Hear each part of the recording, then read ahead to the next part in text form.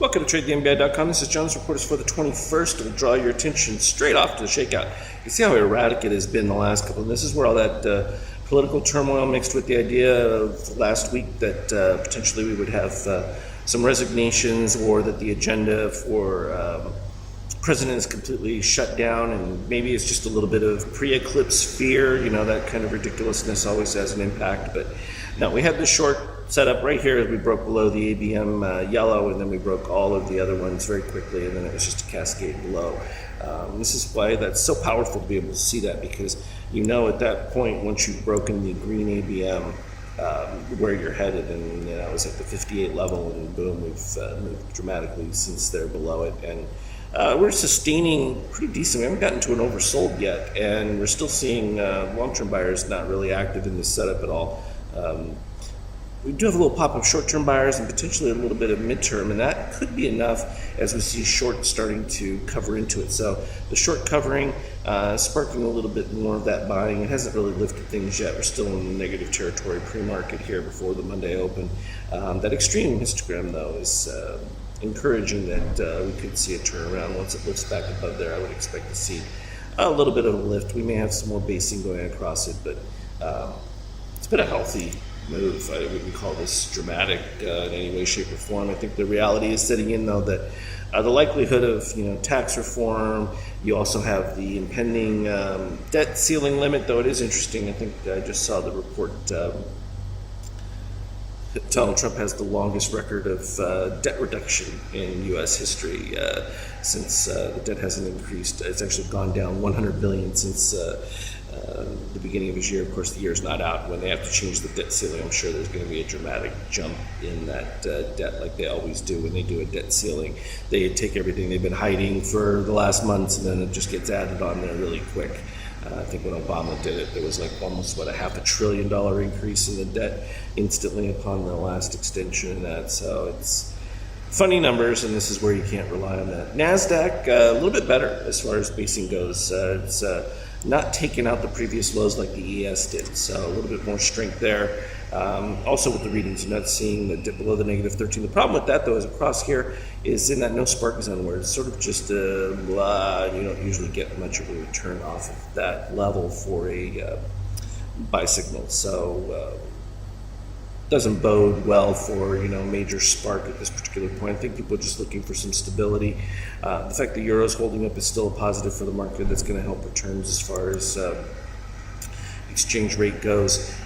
Flight safety, people are still going to be in there, though. You might see some money move back into the market. That's a little bit extreme for treasuries, and everyone's going to be looking at that, because will the Fed increase? I think the likelihood of that maybe has been decreased, but I don't know. They may still see the potential for rising growth as an opportunity to go ahead and attack it, which, to those who are looking to see, spike in growth and that's really going to try and put a damper on things. But now that's a typical response, the Fed versus, the president kind of situation. Here we had what we thought would be a decent pop for oil. Again, like I said, the heating up economy in the face of increased supply just means that they feel that supply is going to be eaten up, and it's where I expect oil to actually find a decent base at this point. Now, this huge move here has gotten a little bit ahead of it, but you can see daily buy developed off of it going into it before. We had the nice rising midterm and short-term buyers, and that was enough to lift it, even with long-term. If we break into a new zone, I think you could see oil take out the top there, which might throw some people off, but it's an indication that growth is taking place, and that's a positive thing. New highs in gold, so expected from our viewpoint, that not worth commenting on. So here we have the 5K from the previous day, and you can see that we really couldn't get above 50%. We had one opportunity right here, which was the first trigger of a buy right there. It stayed pretty flat and almost retested the lows completely, and then new buy setup came in, this time though with steel well below the 13.5 range, and that was the catalyst that led to a nice spark going up. So that was where the power came through. Then we got overdone. The first one was enough, so the second one, though, when you ended up with the DOC spread, see, That's where that power of orange combined with the DOC spread, even if it had been above the green at that point, would have been fine as well.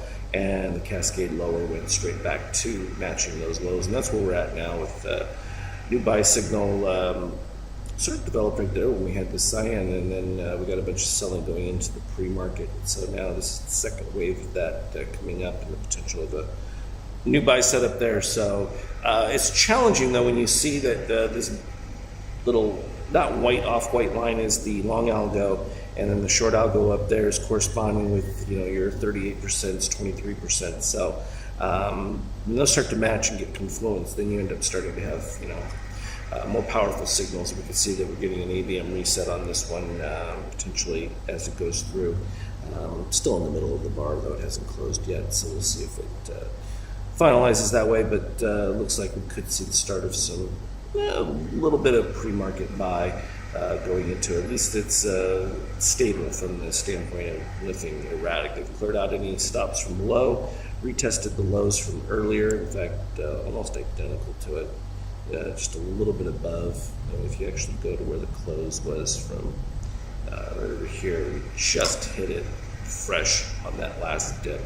So the question is, will we get over that long algo, and that would be enough sustain it, but you got to get all the way up to 50%. And you can see declining lows with flat up top, doesn't bode well for increase. You get to see rising bottoms with flat top to really expect move up to the upside. So this is where we're at for now, and I don't think it's too unprecedented. A little more activity that we've been getting during the summer, which is what we expected, a little increase in volatility. So nice to be able to play those directly off of the ABM lines and see how effective it works from there.